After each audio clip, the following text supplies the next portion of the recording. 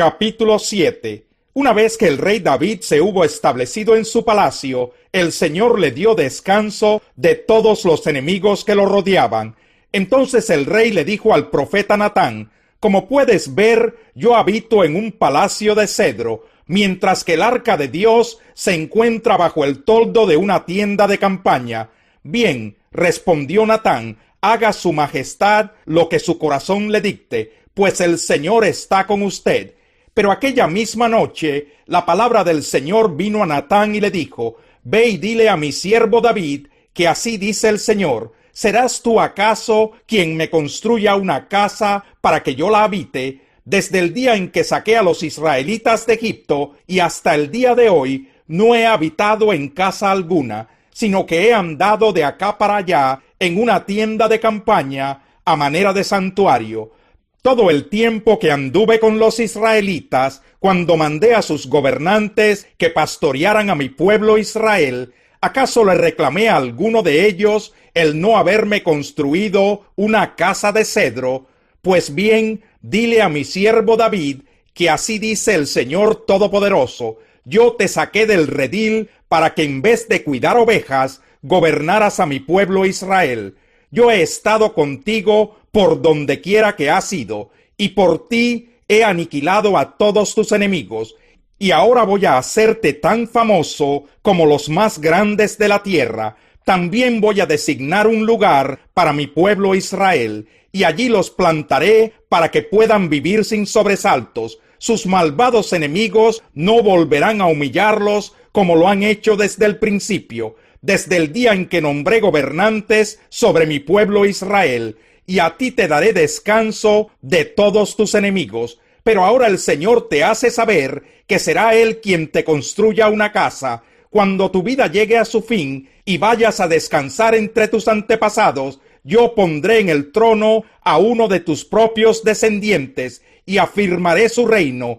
Será Él quien construya una casa en mi honor, y yo afirmaré su trono real para siempre. Yo seré su padre y Él será mi hijo. Así que cuando haga lo malo, lo castigaré con varas y azotes, como lo haría un padre. Sin embargo, no le negaré mi amor, como se lo negué a Saúl, a quien abandoné para abrirte paso. Tu casa y tu reino durarán para siempre delante de mí. Tu trono quedará establecido para siempre. Natán le comunicó todo esto a David, tal como lo había recibido por revelación. Luego el rey David se presentó ante el Señor y le dijo: Señor y Dios, ¿quién soy yo y qué es mi familia para que me hayas hecho llegar tan lejos? Como si esto fuera poco, Señor y Dios, también has hecho promesas a este siervo tuyo en cuanto al futuro de su dinastía. Tal es tu plan para con los hombres, Señor y Dios. ¿Qué más te puede decir tu siervo David que tú no sepas, Señor mi Dios? Has hecho estas maravillas en cumplimiento de tu palabra, según tu voluntad, y las has revelado a tu siervo. ¡Qué grande eres, Señor omnipotente! Nosotros mismos hemos aprendido que no hay nadie como tú, y que aparte de ti no hay Dios. ¿Y qué nación se puede comparar con tu pueblo Israel? Es la única nación en la tierra que tú has redimido, para hacerla tu propio pueblo y para dar a conocer tu nombre. Hiciste prodigios y maravillas cuando al paso de tu pueblo, al cual redimiste de Egipto, expulsaste a las naciones y a sus dioses. Estableciste a Israel para que fuera tu pueblo para siempre, y para que tú, Señor, fueras su Dios. Y ahora, Señor y Dios, reafirma para siempre la promesa que le has hecho a tu siervo y a su dinastía. Cumple tu palabra para que tu nombre sea siempre exaltado, y para que todos digan: el Señor Todopoderoso es Dios de Israel. Entonces la dinastía de tu siervo David quedará establecida en tu presencia. Señor Todopoderoso, Dios de Israel, tú le has revelado a tu siervo el propósito de establecerle una dinastía, y por eso tu siervo se ha atrevido a hacerte esta súplica. Señor mi Dios, tú que le has prometido tanta bondad a tu siervo, tú eres Dios y tus promesas son fieles. Dígnate entonces bendecir a la familia de tu siervo. de modo que bajo tu protección exista para siempre, pues tú mismo, Señor omnipotente, lo has prometido. Si tú bendices a la dinastía de tu siervo, quedará bendita para siempre. Capítulo 8. Pasado algún tiempo, David derrotó a los filisteos y los subyugó, quitándoles el control de Meteg Amá. También derrotó a los moabitas, a quienes obligó a tenderse en el suelo y midió con un cordel. A los que cabían a lo largo de 2 medidas, los condenó a muerte, pero dejó con vida a los que quedaban dentro de la medida siguiente. Fue así como los moabitas pasaron a ser vasallos tributarios de David.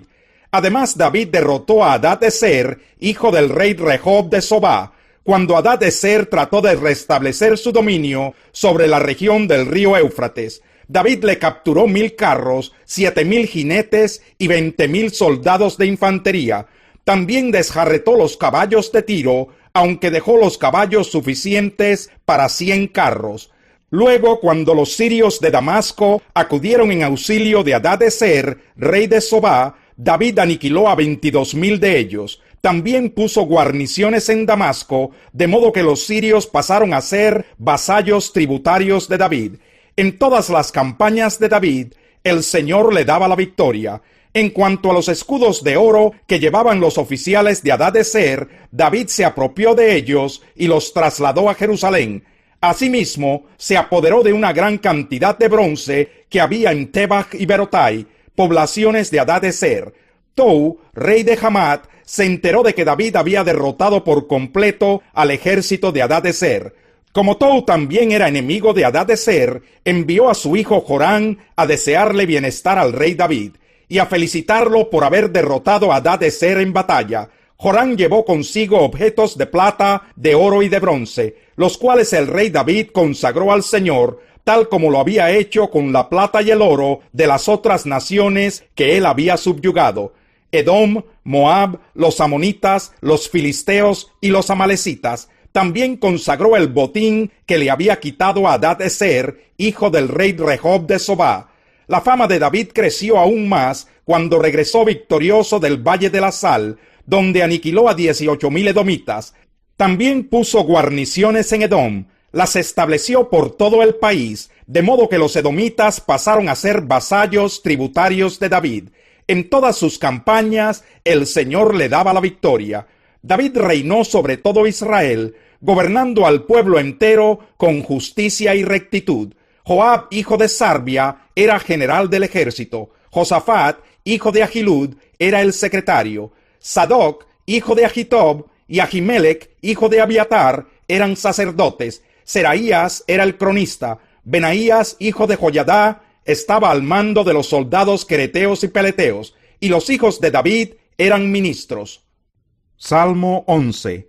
En el Señor hallo refugio. ¿Cómo pues se atreven a decirme, huye al monte como las aves? Vean cómo tensan sus arcos los malvados, preparan las flechas sobre la cuerda para disparar desde las sombras contra los rectos de corazón. Cuando los fundamentos son destruidos, ¿qué le queda al justo?